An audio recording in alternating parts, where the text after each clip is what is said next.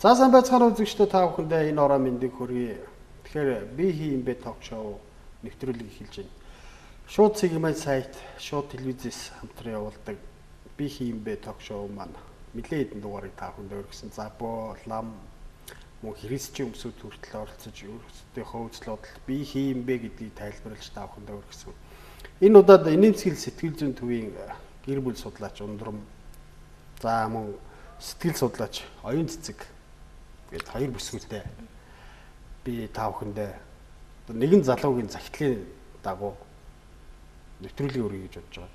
Тэгэхээр энэ захидал дээр бол мэдээж одоо юу гэдгийг эхнэр нь жоохон өнгөмөтэй ажил гүйж гэдэг юм уу те. Ер нь жоохон голсон маягаар ингэж битсэн байгаа. Ер нь сонголтыг хувь хүмүүсд өөрсдөө хийдэг. Хувь хүмүүсд харилцааны үндсэн дээр бие биенээ ойлгосон үндсэн дээр гэрэлдэг. Тэгэхээр гэрэлснийхаа дараа ягаад чи тийм байна, чи ийм байна гэж ярих бас илүүцсэн болов уу гэж миний хувьд тэгж боддгийг.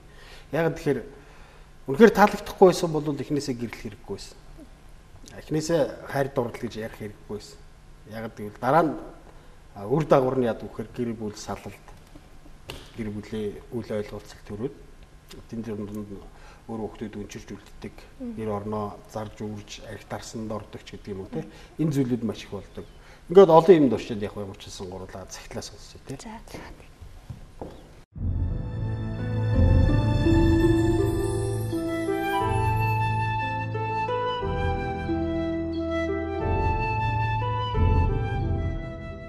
Сайн байна уу? Танай хамт олонд энэ өдрийн мэндийг хүргэе. Би одоо 30 хүрэх гэж байгаа залуу. Яахав бусдын адилаар амьдрах гэж зүтгэж яваа нэгэн. Найзуудыгаа бодвол эрт хүнтэй сууж хүүхэдтэй болсон, амьдралд арай эртхүүл тавьсан гэхүүдээ. Харав төгссөн хүү өргөх толгойлоход амаргүй л байсан. Гэхдээ яхав тэгээд хоёр талын аав ээж ах дүүгийнхээ дэмжлэхээр яхавдээ болсон. Хоёулаа мэрэгжилгүй эхний үед хадминд толгой хорогдно. Ядаж байхад эхнэр минь жил дараалан жирэмслээд 20 хүрээгүй насандаа хоёр хүүхдийн эцэг болсон. Тэгээд л амьдралын төлөө зүтгэсэндээ хуваараа 8 хийх гэж оролдоод хэдэн жилийн өмнөөс ахтайгаа нийлж машины бизнес эрхэлсэн нь надад өгөөжөө өгсөн. Жилийн дотор орох хорон унах унаатай болсон. Тэгээд хоёр хүүмэн сургуульд орлоо. Би эхнэрийгээ сургуульд мэрэгжил эзэмших гэсэн чинь чи хангалттай мөнгө олоод байхад би сурч яах юм бэ? Гэртээ та хэдийгээ асраад байж бай гэдэл. Ингээд л эхнэр гэртээ. Өдөр хоногуд өнгөрсөөр л уг нь манай эхнэр дөнгөж 27 хүрч байгаа хэрнээ гэрт суусаар байгаад бүр хизээ язааны авгай төрхөндөө орчихсон. Гэхдээ би голдоггүй л дээ.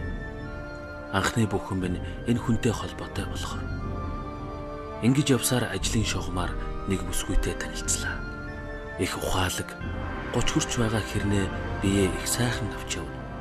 Тэгээд л нэг л мэтгэд би тэрэнд татагдж хэдийгээр эхнэрээ хуурч байгаадаа гимшивч нөгөө талаар эхнэртэй гомдоод. Тэгэд нэг өдөр баригдлаа. Эхнэр уйлаад орилоод сална гэдэл.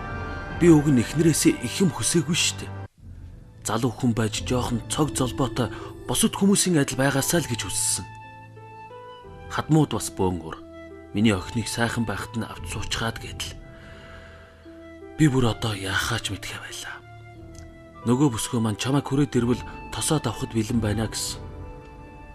Гэхдээ би амьдралаа нураамааргүй байна. Яавал дээр вэ? Надад туслаач. Би эхнэртэйгээ хамт энэ нэвтрүүлгийг үзэх болно. Баярлалаа та бүхэнд.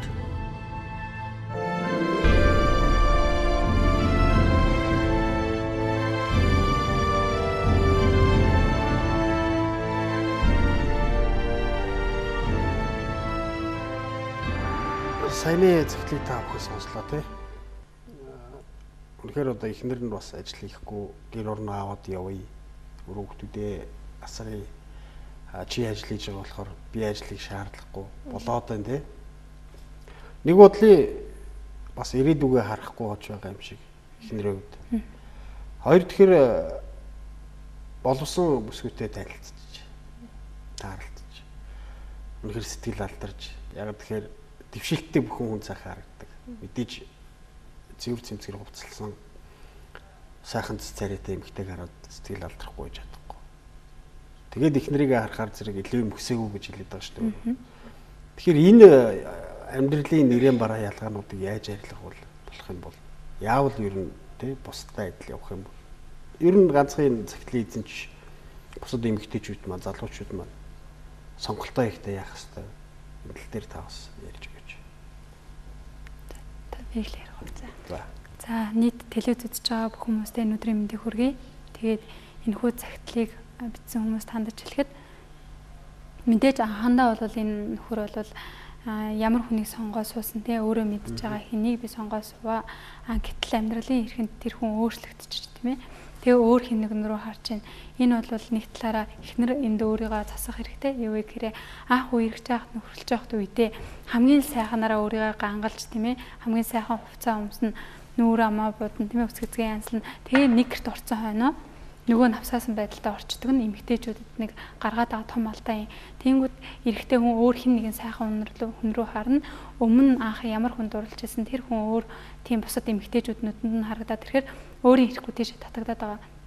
Тэгэхээр эхнэр яах хэрэгтэй вэ гэхээр хичнээн суусан нэг гэрт орсон ч гэсэн энэ бол одоо надад салж чадахгүй гэсэн бодлоор биш. Яг бүх юм анх ямар байсан тэр хүн анх нөхөртөөгөө уулзахдаа яг ямар байдлаар уулздаг байсан зөвхөн гадуур явахтаа гангалах биштэй гэртээ хүртэл хамгийн сайхнараа өөрийгөө авч явах нь бол энэ бас гэр бүлд хамгийн том чухал зүйл байгаа юм. Нөхөр мөн тэр зүйлд нь одоо эхнэрийгээ ямар үед сайхан байдаг те ямар үед гоё байдаг гэдгийг бас нөхөр сайн хэлж өгөх хэрэгтэй. Тэгээд энэ тал дээр ярилцаад зөвхөн нэг ороод ирэхэд нь л навсаацсан те хувцастай байж байгаа газар явахад сайхан хүмүүс харагдаад байхаар мэдээж нөхөрд бол тийм таатай санагдахгүй. Тэгвэл гэртээ ирэхэд ч гэсэн эхнэр нь ч гэсэн айтайхан цэвэрхэн хувцас өмсөд нүрээ үсээ будаад тийм өсгцэн янзлаад ингээ байж байвал нөхөр заавал өөр хин нэгэн хүн рүү татагдахгүй. Тийм. Ерөн зүгээр за нөгөө хувцас бурхан бийж тгөр. Тийм ээ. Тийм үг байдаг. Тэгээд өнгөн дээрээ гоё яваад байгаа мөртлөө цаанаа харахгүй байдаг штеп. Тэг гэр бүлийн байдал нь ч тэр ер нь зүгээр нийгэмд байр сууриа эзлээд алхаад гიშгээд бас хамт ажилладаг хүмүүсүүдтэйгээ ярьж үрд ингээ явж байгаа дүр төрхөл нэг өөр харагддаг. Гэртэнд очиод ингээ харахаар зэрэг хөглөрч одоо хувц сунараа аваад арчлахгүй юу гэдгийг тараагаар шидсэн ч гэдэг юм уу хоол ундаа идчихэд аяр шанаа ивэрэ яж идэг мэдээж жоохон хөвгтэй айл бол тэр жоохон хөвгт асаргаанд өөр өвөө эмээгийн ч юм уу те аль нэг хүний асаргаанд байж идэг. Тэгээд тэр гэр орны хин цэвэрлэгээ гэдэг ингээ асуудал байсан. Миний бодлоор саяны цагтл дээр гарч байгаа зүгээр даалт утга нь юу гэхээр үнэхээр арчаагүй те ийм байгаа болохоор би надад бас хамт байх гэж. Гэхдээ би өөддгүү гэж байгаа хөрхий. Тэгж л хэлж байгаа.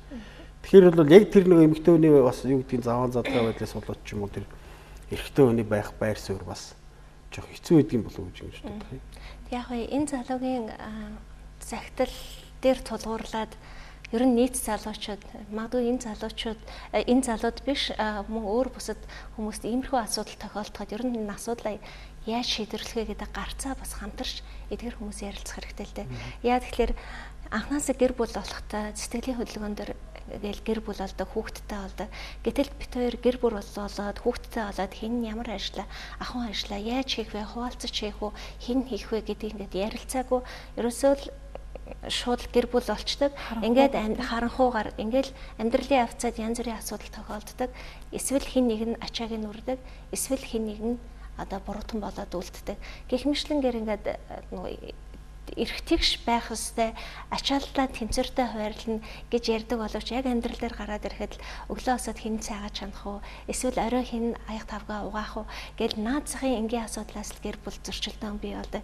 Тэгээ яг ихэвчлэн гэр бүл хэрвээ анханасаа төлөвлөсөн, хоорондоо сайн зохицсон, тохиролцож ярилцаад гэр бүл болсон тохиолдолд энэ ахуйн чанартай асуудлуудыг хамтран шийдвэрлэхэд энэ бол гэр бүлд том асуудал зөрчил үүсэхгүй.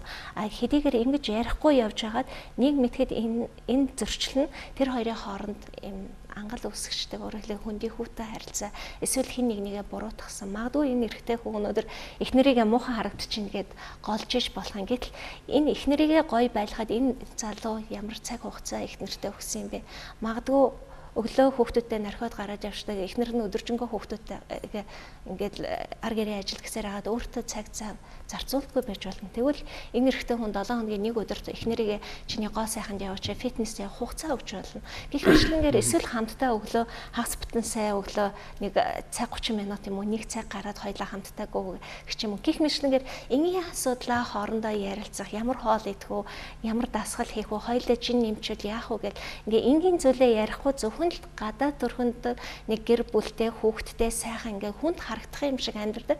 Гэтэл дотор гэр орондоо орооч хоорондын харилцаа гэсэн тийм ч нэг таатай бус гэр бүлүүд маш олон болж байна. Гэтэ манай нөхөр бол бас ажил төрөл хийгээч бас анхаараач гэж хэлсэн байна тий. Тэгэхээр эхнэр бол яг хэвдээ чи ажил хийж байгаа юм чи болоод байгаа юм чи би ажиллаар явах тий гэр орноо та нарыг асраа явъя гэсэн нэгдүгээр тий.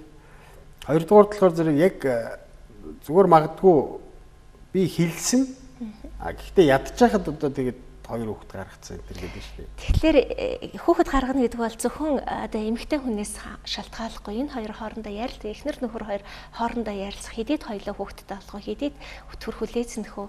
Гэтэл эмэгтэй хүн л өөрөө л ганцаараа хүүхэд би болгоцсон юм шиг ядчихад гээд эхнэртэй дандаа буруу. Ер нь хүмүүсийн нэг нийтлэг анзаардаг зүйл юу гэдэг вэ? Алдааг дандаа бусдаас хайдаг, өөрт нь ямар ч хамааралгүй.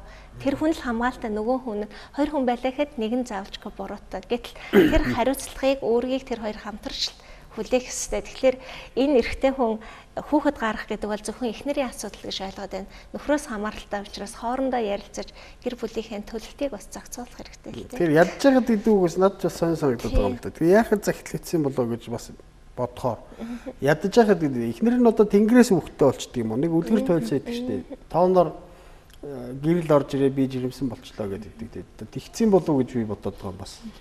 Тэгэхээр нөгөө нэг нөхөр энд яах ёстой юм гэхээр хамтраад ямар одоо хүүхдтэй болохгүй ямар аргууд байна те урьдчилан сэргийлэх аргууд хэрвээ нөхөр хамтдаа энийг ярилцаа сэргийлсэн байсан бол өнөөдөр эхнэрээ ингэж буруутгахгүйсэн. Тэгэхээр бас энийг хинээс болчихоо гэдгээ дахиад нэг харах хэрэгтэй юм болов уу гэж бодож байна. Өөрийн бодлоор бол одоо хоёулангаас нь болцсон юм шүү. Тийм. Гэтэ одоо хэрвээ яг өнгөрсөнд ийм болчлаа. Цаашдаа яах ёстой вэ гэхээр зөвхөн эхнэрт энэ асуудлыг өгөх биш, гэр бүл төлөвлөгтэй хүүхдийн асуудлыг өгөх биш, хамтдаа хэрвээ магадгүй тэр хүн хуанлыгаар хөдөлдөг бол хамт тэрийг нь хөдлөх хэрэгтэй. Тийм магадгүй ийм уудаг бол хамтд нь тэр өдрийг нь сануулад уулгах хэрэгтэй. Энэ бол хамтын хариуцлага. Гэр бүл хамгийн чухал зүйл. Тэр ундар маа нэг зүйл асууя. Одоо хойногийн хөтлөмж гэдэг юм уу, им тан ууж гэдэг юм уу хэрэглэн гэж ярьж байна тийм. Тэгэхээр ер нь хинч амьдрал дээр нэг орондоо ороод тий тэрвэрлдээд тэгтгэрээ шал өөрөлдөг. Юу хойнлий, юу тэр нөгөө им тан уух. Ерөөсөө нөгөө хүний одоо юу гэдэг дотоод сэтгэл гэдэг юм оргилдоо хөрхээрээ им тан байдгүй юмыг умартдаг штеп. Гэхдээ энийг бол зохицуулах хэрэгтэй зүйл зөвхөн тэр бол зөвхөн бие физиологийн асуудалтай тэрэндээ хүн захирагдчихад хүүхдтэй болцоход тэгээд дараа нь эхнэртэй буруу өгнө гэдэг бол энэ бол алдаа байхгүй юу? Харин жишээлбэл яг одоо ийм асуудалтай улсууд ирж байна уу? Байна. Яг тэр байгаа. Тэр энэ хүмүүсүүд ер нь ийм захидалтай хавцаа ойрхон байна уу? Нэг бол бүр өөр асуудал үүсцэн тийм улсууд ирээд байна уу? Төрөл бүрийн асуудлаар хүмүүс ханддаг. Яг нэг адилхан асуудалд хандна гэсэн ойлголт бол байхгүй. Янз бүр гол нь хамгийн ер нь ингээд нийтлэг хараад хахад ерөөсөө гэр бүл төлөвлөлт гэдэг зүйлээ ерөөсөө хийдэггүй. Зүгээр нэг урсгалаараа явж идээд нэг хүнтэй суулаа амьдралаа хүүхэд гаргалаа сүулт нь яагаад хүүхэд гаргах ч удаа эртдчихлээ гэж боддог. Хэрвээ ингэж бодхол байсан юм бол нэг өдрийн тэр нэг шөнийн тэр бизнес гарч байгаа тэр хүслийг дарчихал та. Тэгэх юм бол дараа нь дахиад харамсах тэр зүйл гарч ирэхгүй. Тэр чинь яа дарагдахгүй шүү дээ тэр дуурай. Энийг бол оюун санаагаараа дотоод сэтгэлээрээ зохицуулж болох зүйл. Тэр их сайхан дуур хүслийг одоо дарна гэдэг их хэцүү. Дээр нь бол одоо яг эрсдлийг тэр хүн тооцох хэрэгтэй байхгүй. Эрсдлээ тооцож чадах юм бол энэ зүйл бол боломжтой шүү дээ. Хүн чинь адгуус биш. Амтнаас ялгаатай зүйл нь хүнд оюун санаа гэдэг зүйл байгаа. Ухамсар гэдэг зүйл байгаа. Заримдаа энэ чинь баг юунаас илүү ухаантай гэдэг юм шүү. Тийм, одоо сүүлийн үед баг тийм биш шүү дээ. Тийм. За таны хувьд. За яг ингээ ажиллаад одоо манай инээмсэглэл төвд ханддаг хүмүүс мөн түнчлээ одоо ирж зөвлөгөө авдаг хүмүүс иймэрхүү асуудлаар их хандналтай жишээл одоо энэ охиныг жирэмсэн болгочлаа би суух уу яах вэ? Тэгэхээр